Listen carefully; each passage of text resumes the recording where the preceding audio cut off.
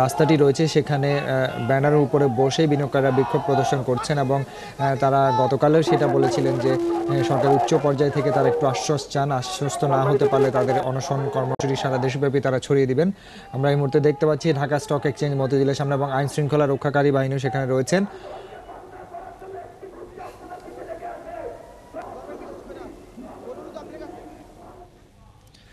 দর্শক, আমরা এতক্ষণ দেখছিলাম ঢাকা স্টক এক্সচেঞ্জের সামনে বিনিয়োগকারীদের বিক্ষোভের বেশ কিছু অংশ। দর্শক, আপনারা জানেন যে টানা দরপতনের পর সিকিউরিটি এক্সচেঞ্জ কমিশন এবং বিভিন্ন নীতি নির্ধারক মহল থেকেই কিন্তু বলা হয়েছিল যে বিনিয়োগকারীদের যেন ফোর্স সেলটা কিছুদিনের জন্য অন্তত স্থগিত রাখা হয়, যদিও সেটা মৌখিকভাবে নির্দেশনা ছিল। এবং আমরা যে আপনারা জানেন যে বিনিয়োগকারীরা যে পরিমাণ পরিস্থিতিতে রয়েছে এবং গতকাল থেকে ফোর্স সেলের আওতাটা কিন্তু বেশি ছিল এবং এই মুহূর্তে আমরা দেখে নেব একজন বিনিয়োগকারী যে ফোর্স সেলের আওতায় পড়ে নিঃস্ব হয়ে গিয়েছেন, সেই ব্যাপারে তিনি আমাদের কাছে শেয়ার করেছিলেন। আমরা সেই বিষয়গুলো এই মুহূর্তে দেখে নিচ্ছি। আমি গত 10 মাস যাবত যখন মার্কেটের এই অবস্থা, আমি বিজনেস করি আজকে 6 বছর। এই 6 বছরের মধ্যে আমি কখনো শর্ট টাইম ইনভেস্টর ছিলাম না, আমি লং টার্ম ইনভেস্টর ছিলাম। কিন্তু লং টার্ম ইনভেস্টর মার্কেট যখন খারাপ হয় তখন আমি আশাবাদী ছিলাম যে মার্কেট ভালো হবে। কিন্তু জানুয়ারি মাসের 20 তারিখে আমার হাউস আমাকে জিএমএফ সিকিউরিটিজ হাউস আমাকে ডেকে বলে যে ওরা আমার শেয়ারগুলো ফোর সেল করে দিবে। তখন আমার হাজব্যান্ড গিয়ে ওনাকে রিকোয়েস্ট করে যে আমার শেয়ারগুলো বিক্রি না করার জন্য।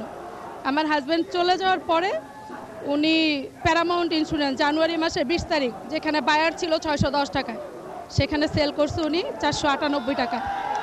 সেই দিন মাত্র 2900 শেয়ার সেল হয়েছিল প্যারামাউন্ট ইন্স্যুরেন্স, যেটা জিএমএফ সিকিউরিটিজে করছে 2600, আমার ছিল 2400। পরবর্তীতে সিকিউরিটি এক্সচেঞ্জকে জানাইলে ওনারা ব্যবস্থা নিলে ওনারা আমার শেয়ারগুলো মিউচুয়াল আন্ডারস্ট্যান্ডিংয়ের মধ্যে ফেরত দেয়। সেকেন্ড টাইম আবারও ওরা একই কাজ করে, আমি আবারও জানাই, তখন আর ওনারা মিউচুয়াল আন্ডারস্ট্যান্ডিং করেনি। থার্ড টাইম 21 সেপ্টেম্বর আমাকে না জানায় ওরা আমার শেয়ারগুলো বিক্রি করে দেয়।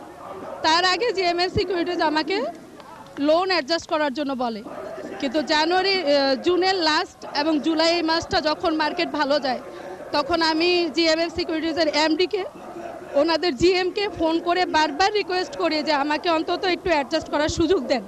আমি 15 লাখ টাকা শেয়ার সেল করি, 10 লাখ টাকা কিনতে দেন, কিন্তু ওনারা বলছে আপনাকে কোনো সুযোগ দেওয়া হবে না। এর পরবর্তীতে এখন আমার অ্যামাউন্ট হলো গত 21 সেপ্টেম্বর ওনারা আমার সম্পূর্ণ শেয়ার সেল করে দিয়ে 22 তারিখ সকালে আমাকে ফোন করে জানায় যে ওরা আমার কাছে 38,000 টাকা পাবে। মানুষ কত নিচে নামলে একটা 50 লক্ষ টাকার বিনিয়োগকারীকে সর্বশান্ত করে দিয়ে তারপরে তারা আমার কাছে 50 লাখ টাকা শেষ করে দিয়ে 38,000 টাকার জন্য আমাকে ফোন করে জানায়।